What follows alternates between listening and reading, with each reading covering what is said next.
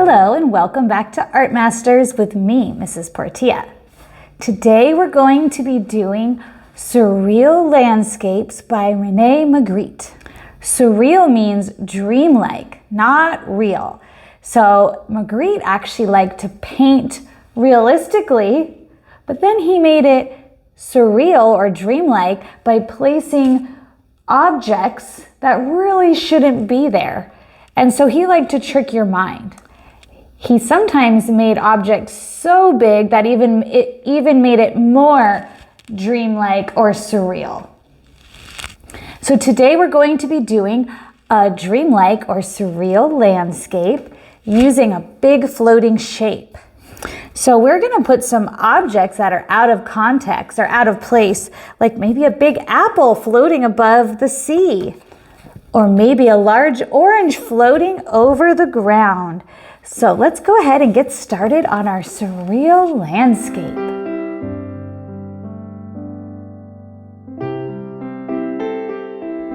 So to begin our Magritte's surreal landscape, everyone's going to start off with this cool cloud-like paper. This is going to be part of our background today.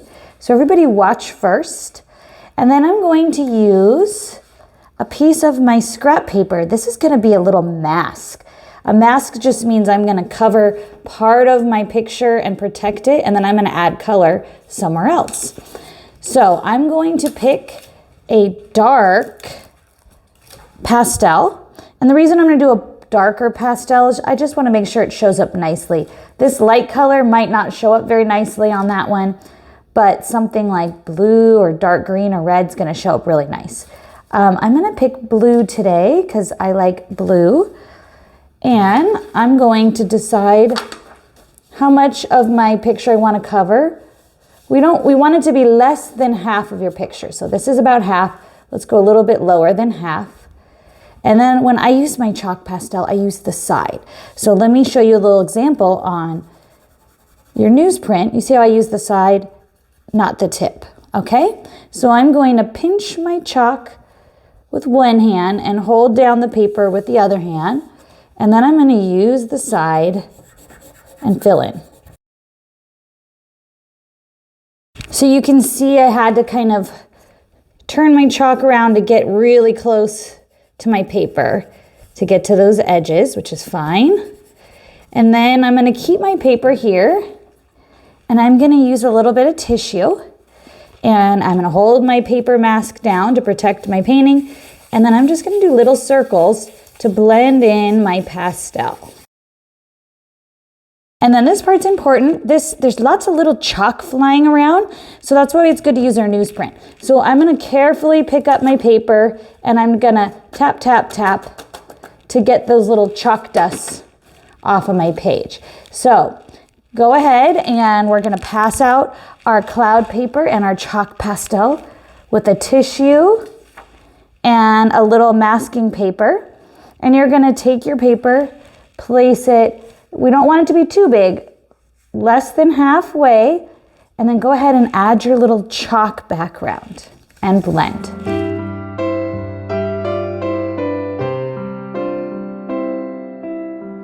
Great job, guys. So now we're going to decide what we want our landscape to be. So Magritte liked to do realistic drawings, but in a surreal, dreamlike sort of way. So this could be water. See how this person added some wavy lines to make it look like water. Or maybe you're going to do a strange looking floor. So my example today, I think, is going to be the floor. But if you wanted to do the water, maybe two colored pencils, bluish or green, for your water. And then in the background, you would do short, wavy lines. And as you get closer to the edge of your paper, you would do a little bit longer wavy lines.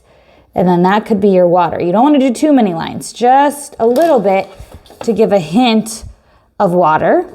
And I'm going to show you how to do the floor. It's a little more technical, but it's kind of fun. So again, I'm going to take my paper and I'm going to place it in the same spot as I did when I was coloring the background, like that. And then you're going to take I'm gonna take a darker color pencil. I'm gonna do purple. You could pick whatever color you want. And I'm going to add a dot on my little scrap paper. I don't want it to be right in the center, although you can. I'm gonna put it kind of off to the side here. And then I'm gonna use either a ruler or another scratch piece of paper. And I'm gonna line up my straight edge with this dot. And I'm gonna take it to this corner here. And I go right over my paper. Now this color didn't seem to work very well, so I'm gonna try a different color. I couldn't see it very well. I'm gonna push nice and hard to get that bright color. There we go. Then I'm gonna line it up with the dot in a different spot. And you see how I'm angling it again? And this is making lines for my floor.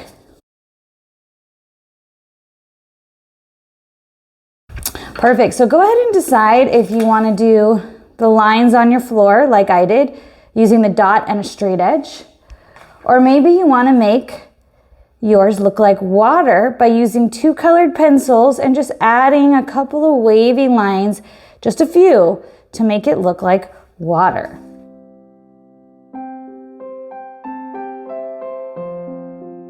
Okay, great job with your little floor or your water for a background. And now we're going to create an unlikely foreground shape. So background is what's behind and foreground is what's in front. So we're going to be working on our foreground shape. So watch first, but we're gonna use our little black piece of paper.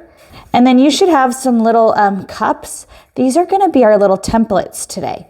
So I'm going to do one big shape. You could do 2 small shapes, but I like doing the big shape because then you have more space to color with your pastels when you're done. So I'm going to put my cup on my paper, and then you could use any pencil. I'm gonna use a yellow pencil, and I'm gonna do it on my newsprint so I don't ruin my drawing. I'm gonna push down with one hand, and I'm gonna trace. Remember, this doesn't have to be perfect, which is always nice. So I'm gonna have you guys get your template and draw the circle on your scrap paper.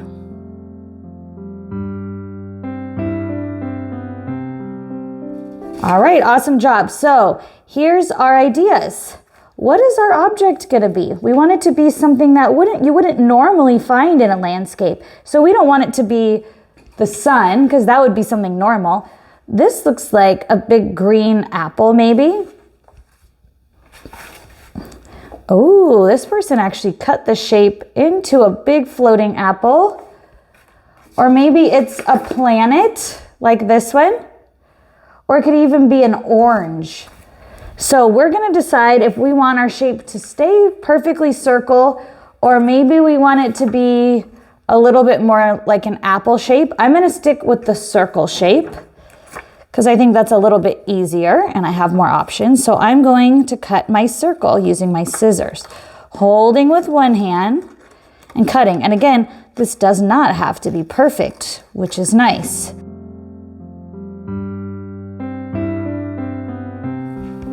Okay, so everybody should have their shape. Maybe yours is perfectly circle. Maybe it's a little lumpier because you want to make it an apple or something else. Okay, so now we're going to decide what my object is. So maybe I'm going to make mine an orange today.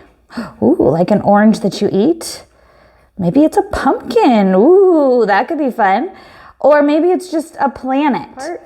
I'm going to decide that mine is an orange. If yours is an apple, maybe you want to make it a green apple. If yours is planet Earth, you might want to use some blues and greens. So I'm going to do an orange. You don't have to copy me, but I want you to watch. I'm going to use my side of my pastel, and I'm going to pick kind of this middle color. I don't want super dark to start with, so I'm going to pick kind of this middle color orange. And I'm using the side to cover my whole shape.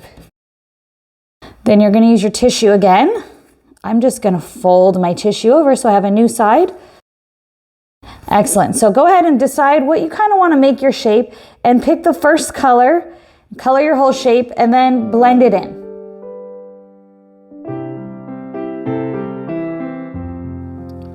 Okay, so now we're going to make our shape look realistic. Magritte made realistic paintings and drawings, even though they were surreal and dreamlike, by putting strange objects in there. So here's an orange. I'm gonna set my orange down. And you can see we have a little bit of dark on this side. You see how it's a darker orange on this side? And my light is actually above us, so you're getting a little bit of a lighter white orange right here. So when you move your orange around, you see how the light changes and the shadow changes. That's how it makes our eyeball see this as three-dimensional. So we're gonna add a highlight, and I'm gonna use maybe this, you need a lighter color than what you used. So here would be my options. I think I'm gonna use this yellow, and I'm just gonna put it, you see how it's not quite in the middle, it's a little bit higher. And again, I'm gonna use the side, but I might push a little harder this time because I want more color to show up. And I'm just gonna do that little center part. And then I think I'm gonna use a darker color than the original color I used, like red. And I'm gonna color the opposite edge. So if this is my light, this is my dark. So now I'm gonna use the side here. And I'm just gonna kind of make a little happy face on the side of my orange. And then I'm going to do tiny circles to blend. Okay, so go ahead and pick your colors and then lightly blend, and then we can add some more layers to make it pop a little bit more, but start with a little bit of a highlight and a little bit of a shadow, and then remember to tap, tap to get rid of our chalk dust.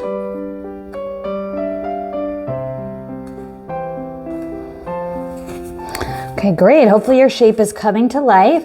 So if you're happy with your shape, that's great. Just leave it the way it is. I want to add a little bit more color, so I'm just going to go over with the same colors that I used, where I'm going to use a little bit of this middle orange, a little bit more of my yellow, and a little bit more of my dark. And then again, I'm just going to go over maybe even lighter, blending even lighter so I keep more of my color on. I might take a little bit of white on my highlight just to make it pop even more. Okay, so if you want to make your shape a little bit bolder, you can just by adding a little bit more layers of colors. Or if you're happy with the way your shape looks, that's great.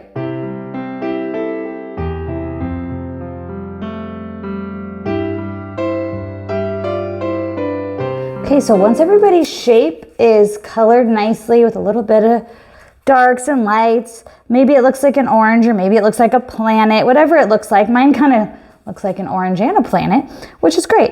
So what I'm gonna do is now I'm gonna place my object in an unlikely place, because Magritte used strange objects in a realistic place. So that's what made it seem dreamlike, right? So I'm gonna place my big orange. Let's see what happens if I place it in the middle. Okay, that's okay. I don't really like the way that looks that much in the middle. What if I place it on the side? So to me, that looks a little bit more realistic, like an orange sitting on the table. And I want it to look a little strange, right? So what if I have my orange floating in the air? A big giant orange floating above the table. I think I'm gonna go with that. So go ahead and move around your object and see, you don't want it to look super realistic. See what looks balanced and what looks nice to your eye with your landscape.